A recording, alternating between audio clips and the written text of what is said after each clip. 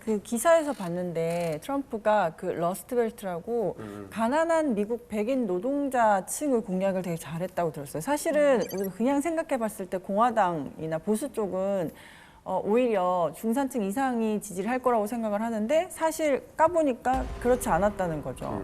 사람들이 너무 살기 빡빡해지고 이러니까 그냥 기존 정치다 더 이상 여기서 내 삶이 나아지지 않는다. 그 염증이지. 네, 그래서 정말 트럼프가 딱 공략한 것처럼 그래서 그게 먹혔던 것 같아요. 이현희 씨가 굉장히 설명을 잘 해주셨는데요. 꼭 방금 말씀하신 게 근데 굉장히 중요한 미국 사회 변화를 짚어내는 부분이기도 해요. 그래서 제가 트럼프는 어쩌다 당선이 됐을까 하는 부분에 대해서 조금 강연을 해볼까 합니다. 네.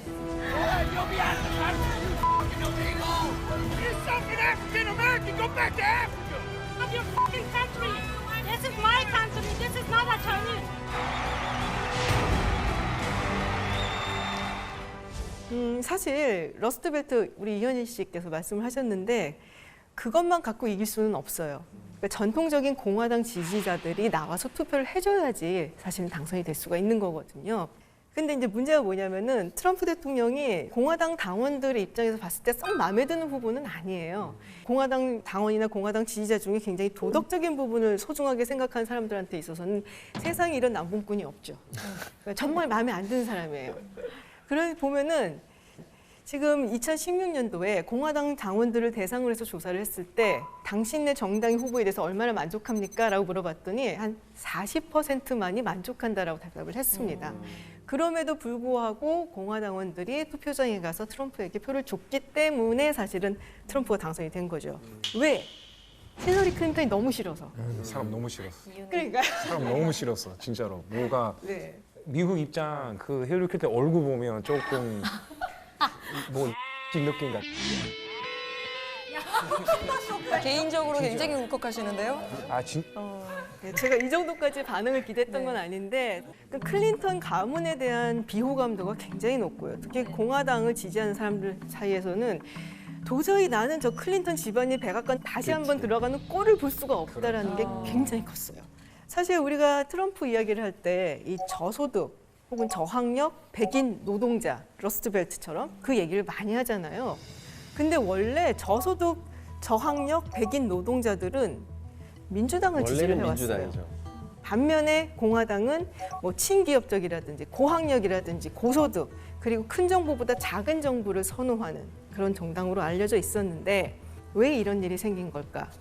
자, 여러분 피케티 교수 아시죠? 토마 피케티, 21세기 자본론 쓴. 최근에는 자본과 이데올로기라는 책을 썼는데요. 제목이 이런 게 있어요. 브라만 좌파.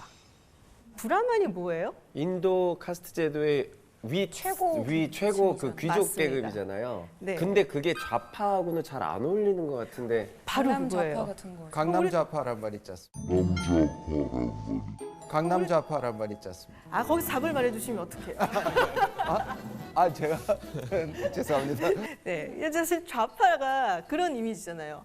노동자들의 권익을 주장을 하고 또 저소득층 사회보장 정책을 베풀고 이런 걸 이제 주장하는 그런 생각을 갖고 있는데 지금 이 피케티 교수가 본 거는 민주당 특히 이제 미국의 민주당 지지자들을 보니까 노동자나 저소득층 뭐 이런 게 아니라 굉장히 교육 수준이 높아지고 있다는 거예요. 그리고 이 사람들이 관심을 가지는 이슈들도 굉장히 다양해지고 있다는 거죠. 예를 들면 환경을 보호해야 된다. 그리고 이민자들에게 좀 더 관용적인 정책을 해야 된다. 소수자의 인권을 보호해야 된다. 여성의 권익을 향상시켜야 된다. 뭐 여러 가지 이슈들이 다 있는데 이거에 좌파가 관심을 기울이기 시작을 했다는 거죠. 그럼 예전에 민주당을 지지했었던 사람들, 이 사람들의 삶은 나아졌느냐? 그건 아니에요. 본인은 여전히 기계 설비가 돌아가는 공장 앞에서 조립을 하고 있고 제3세계로 회사 공장을 옮기겠다고 협박을 하고 있고 언제 잘릴지 몰라서 나는 불안해하고 있는데 내 편이라고 믿었던 민주당이나 좌파는 지금 환경 얘기하고 있고 이민자 얘기하고 있고 소수자 이야기하고 그런 얘기는 하고 있으니까 얼마나 지치겠어요. 내가 한때는 미국의 경제의 심장부라고 할 수 있는 제조업을 끌고 가는 그런 노동자였는데 지금은 시대에 뒤떨어져 버린 천덕꾸러기가 됐다는 느낌. 트럼프 대통령 유세장을 가면은 그런 게 딱 보여요. 분노. 웃으면서 막 소리도 지르고 뭐 응원을 하고 있는데 뭔가 눈에서는 분노가 느껴져요. 그럼 트럼프는 그 사람들을 막 선동하고 위로하고 막 독려하고 막 이런 거를 하는 거네요. 바로 그거죠. 민주당도 우리를 버렸고 공화당은 쳐다봐주지 않고 그때 혜성같이 등장한 아까 누구였죠? 슈퍼맨. 슈퍼맨. 그게 트럼프인 거죠. 근데 문제는 저렇게 많은 사람들이 단순히 경제적인 불평등이라든지 힘든 것에서 끝나는 게 아니라 이게 정체성의 문제로 간다는 겁니다.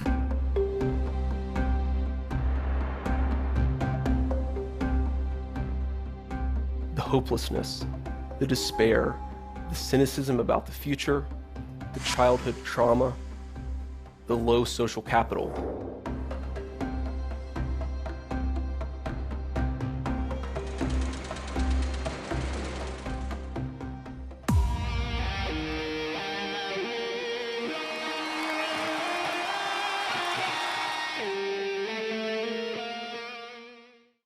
We will make America great again.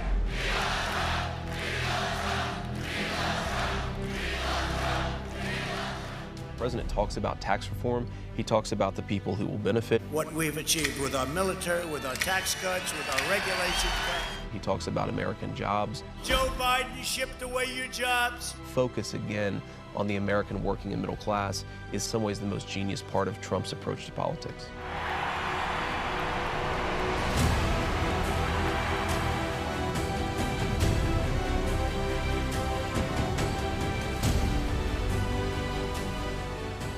Donald Trump wants to bring back jobs to America. Work for the people. Not about him, it's about the people. Remember that. You made this country great. 그래서 트럼프 대통령의 유세장을 가면은 하얘요. 맞아. 전부 다 백인이야. 근데 민주당의 유세장을 가면은 굉장히 다양한 인종들이 모여 있어요. 우리 그 LA 사는 린다 고머 한 명 없는 사람 없잖아요. 다 있죠, 한 명씩은. 네. 미국에 유학을 갔다든지 아니면 미국에 이민을 간 뭐 고모나 삼촌이나 이모나 언제 갔는지 한번 생각을 해보세요. 80년대, 70년대. 70년대, 80년대 그때 많이 갔어요. 맞아요. 왜냐하면은 1965년에 이민법이 통과하기 전까지는 쿼터를 두고 받았어요, 미국이. 근데 그게 통과가 되면서 그 쿼터를 없애고 좀 많이 받기 시작을 했죠. 이러다 보니까 2060년쯤 되면은 미국에서 백인들이 더 이상 과반을 차지하지 못할 것이다라는 예측들이 나오고 있어요. 불안하겠구나. 미국 내에서 백인들이 더 이상 내가 주류가 아니다라는 생각을 갖게 된다는 것이죠. 아시아계 이민자들은 굉장히 학력 수준이 높아요. 중동에서 오는 사람들도 그렇고. 그러니까 멕시코나 이런 쪽에서 오는 이민자들은 노동력 중심이라면 이쪽에서 오는 이민자들은 굉장히 학력이 높은 사람들이 온다는 거죠. 그 말인즉슨 시간이 좀 지나게 되면 이제 미국 사회를 이끌어간 리더들도 유색인종들이 훨씬 더 많아질 수 있다는 얘기가 되는 거죠. 근데 벌써 사실 그런 일이 일어나고 있죠. 구글, 마이크로소프트, 뭐 페이스북, 아마존 이런 구글만 하더라도 창업자 세르게이 브린 구소련에서 온 유태인이에요. 그리고 현재 CEO도 마찬가지로 순달 피차이도 인도에서 왔죠. 마이크로소프트의 CEO인 사티아 나델라도 역시 인도 사람입니다. 그리고 지금 아마존 세계에서 돈 제일 많이 남자 제프 베이조스. 제프 베이조스는 생부가 원래 덴마크계 미국인이에요. 그런데 어머니가 재혼을 했거든요. 근데 이 재혼한 아버지를 이 제프 베이조스가 정말로 존경한다. 이 새 아버지가 쿠바에서 온 이민자예요. 그래서 벌써 세계에서도 그렇고 이런 움직임들이 벌어지고 있다는 거죠. 자기 정체성의 위협을 느끼고 있는 백인들을 이끄는 사람이 사실은 트럼프 대통령이에요. 그리고 이 백인들은 우리가 뭐 텔레비전이나 이런 데서 봤을 때, 뉴스에서 봤을 때 막 나와서 시위하는 구구 집단 단체 막 갔잖아요.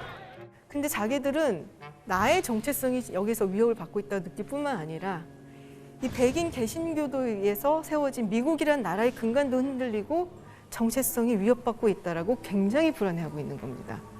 그래서 나와서 시위를 하는 거고 사실은 나오지 않더라도 집에서 조용히 응원을 하는 그런 백인들도 굉장히 많아요. 엄청 많아요.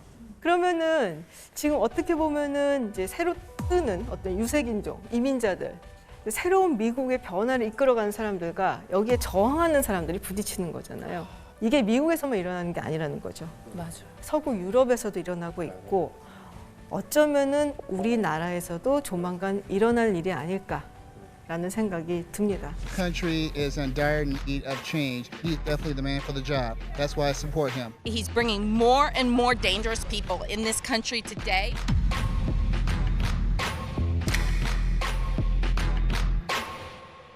태풍 씨는 혹시 조지아에서 살 때 실제로 인종차별을 좀 몸소 체험하신 적이 있나요?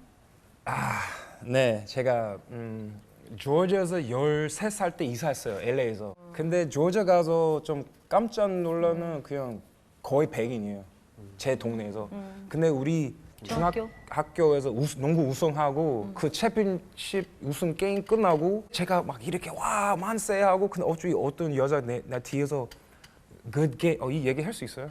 얘기해 주세요. Good game you. 그 뜻이는 는 중국 뭐 나쁜 얘기하고 는 그 깜둥이처럼. 귀에 대고 얘기를 귀에 대고 그러면 그때 13살에 뭐 욕도 많이 못 하고 돌아면서 열 받고 그냥 쫓아가면서 저도 욕했어요. 뭐 F you 이 식으로. 근데 갑자기 그 여자 남자친구 나 뒤에 와서 이렇게 목 잡았어. 숨도 못 쉬고. 다행히 우리 아빠하고 삼촌 있어서 나 살려줬어. 근데 더 무서운 거는 그 끝나고 나 아빠, 삼촌, 나 우리 3명 뭐 제가 반흑인 사람 나머지 사람 다 백인. 그 부분에 좀 무서웠어. 앞으로 어떻게 되는지 몰라. 저도 인종차별을 겪었습니다. 1989년에 제가 유학을 갔는데 이렇게 길을 걷고 있었는데 지프에 한 4명의 대학생들 같았습니다. 타고 와서 나한테 길을 묻는 척하다가 오물을 네, 저한테 확 부어서 온몸이 다 젖은 적이 있습니다. 네. 좀 길거리예요? 네, 길거리에서. 그것도 워싱턴 DC였어요. 와. 그래도 DC에서요? 네. 근데 정치적으로 트럼프는 해결하기보다는 전가하는 겁니다. 내부적으로는 소수자나 인종차별처럼 이민자나 난민을 때리기를 하고요. 그다음에 밖으로는 내 탓이 아니라 중국 탓. 예, 중국 탓이다. 사실상 이거는 전 세계적인 현상인 것이 혐한, 혐중, 혐일 이런 소위 말하는 배타적 민족주의가 전 세계적으로 퍼지고 있습니다.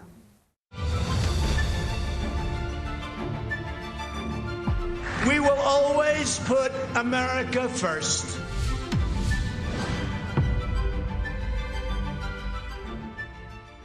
저는 국제정치학자입니다. 그래서 크게 국제정치 세계부터 이렇게 미국으로 좁혀보는 방식으로 여러분들한테 간단히 말씀을 드릴 텐데요. 1991년 12월 26일이 공식적으로 소련이 붕괴한 날입니다. Mr. Gorbachev, tear down this wall. 양극 체제로 경쟁을 하던 두 국가가 확실히 미국이 승리를 하면서 이제 일극 체제로 가게 되니까 미국의 패권 시대가 도래한 것이죠. 네. 그기 때부터 2001년까지 그야말로 최고의 권력을 구가하게 됩니다. 근데 미국만 강해진 것이 아니라 전 세계 하나의 통합 분위기. 그때 나왔던 얘기가 바로 글로벌리제이션, 세계화란 말이었습니다. 그래서 자유무역, 민주주의가 꽃을 피우는 그야말로 그리고 국제협력이 부흥하는 그런 시대를 살게 됐는데요. 2001년부터 이것이 조금씩 흔들리기 시작합니다. 2001년 9월에 일어났던 유명한 사건이 있죠. 바로 9.11 테러. 네.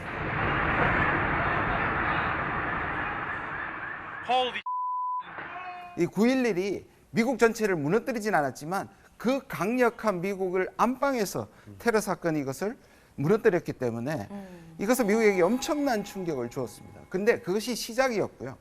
그 다음에 2008년 또 사건이 하나 일어납니다. 금융위기. 맞습니다. 금융위기입니다. 아까 말씀드렸던 글로벌리제이션의 부작용이라고도 부를 수 있고 그다음 전 세계가 빈곤 격차가 늘어나면서 문제가 되고 그것이 소위 말하는 월가를 무너뜨리게 되는 거죠. 그래서 다시 이 질서가 다시 한번 흔들리게 됩니다. 그리고 그 다음이 2016년입니다. The UK no longer a member state of the European Union. Donald Trump is the president of the United States. 브렉시트와 트럼프의 등장은 그동안에 뭔가 국제 협력을 하고 서로 도와주는 세계화였다가 그때부터는 분열이죠. 브렉시트는 유럽 통합에서 나오는 것이고 트럼프 대통령은 이제 세계 경찰 역할을 하지 않겠다. We are not the policemen of the world. The South Korea is a very wealthy nation. Pay for a big percentage of it's not fair. We will always put America first. 소위 말하는 미국 백인 민족주의를 등장시킵니다. 이것은 세계가 역전되는 거죠. China unilaterally imposed control over Hong Kong. 美国没有资格指手画脚。 네 탓이다. 예. 냈다. 왜냐하면 이 질서가 흔들리기 시작하면 전체적으로 불안해집니다. 이걸 가지고 뉴노멀이라는 말을 들어보셨죠? 근데 뉴노멀은 그대로 번역하면 새로운 정상인데 그 말 뜻이 아니고요. 정상으로 가지 않는 상황이 너무 길게 간다는 뜻입니다. 그러니까 우리가 보면 나빴다가 좋아지고 불경기였다가 호경기가 되고 이렇게 순환이 되는 것이 보통이었는데 이것이 흔들린 세계가 안정화되지 않는 것이 수십 년 갈 수도 있다는 겁니다. 여러분 지금 어떤 분은 마스크를 끼고 안 끼고 하지 않습니까? 찝찝하죠. 낄 땐가 안 낄 땐가처럼 국제 질서도 어느 한 단계로 넘어가지 않는 이런 불안한 상황이 세계도 흔들고 국가도 흔들고 사람들의 심리도 흔들게 됩니다. 사람들이 마음이 불안해지고 하다 보니까 감성적이 되고요. 반대로 분노 조절 장애자도 많아지고 이런 것들이 한 사람의 개인 삶부터 전 세계의 질서까지 약간 불안정한 상태가 지금 되고 있는데 그중에 가장 큰 것 중에 하나가 바로 국제 질서에서는 미국과 중국의 패권 싸움입니다. 미국과 소련은 서로 적이었지만 역설적인 안정이 이루어졌습니다. 그래서 상당 기간 서로를 견제하면서 안정이 됐는데 미국과 중국은 그렇게 되지 않습니다. 왜냐하면 중국은 미국의 시스템, 아까 말씀드린 국제 질서에서 부자가 됐는데 서로 많이 연결돼 있어요. 그러니까 미국은 중국을 때리고 싶은데 때리면 또 자기가 맞는 일종의 굉장히 상호적으로 의존이 되어 있습니다. 그러다 보니 이런 불안한 질서가 계속 가게 되는 거고 이렇게 볼 수 있습니다. 미국이 중국을 완전히 제압하든가 또는 중국이 미국을 완전히 앞서거나 또는 미국과 중국이 견제하면서 안정된 질서로 가는 것이 아니라 서로 계속 밀당을 하게 되는 것이 앞으로 수십 년 갈 수 있다는 것이 바로 그겁니다. 그래서 트럼프의 재선 여부는 바로 이 질서를 계속 가져가느냐. 미국이라는 나라가 여전히 세계 최강이기 때문에 어떤 지도자를 뽑는 것에 따라서 실제로 이런 질서를 더 가속화시킬지 아니면 이것이 조금 나아지면서 바이든 후보가 공약하듯이 다시 국제협력으로 돌아가고 동맹들 대우를 잘해주겠다고 하는 이유가 바로 거기에 있습니다. 그러니까 허리케인 트럼프가 쓸고 간 자리에 다시 미국을 재건하기 위해서는 트럼프 대통령이 재선돼서는 안 된다는 사람들이 있고 지금 이렇게 어려운 상황에서 미국 걸 챙겨야지 다시 국제정치에서의 과거의 그런 질서로 미국이 세계 경찰 역할을 하는 것으로 돌아가서는 안 된다는 두 가지 견해가 굉장히 팽팽하게 맞서고 있고요. 바로 이번 선거의 결과가 그 운명을 결정하기 때문입니다.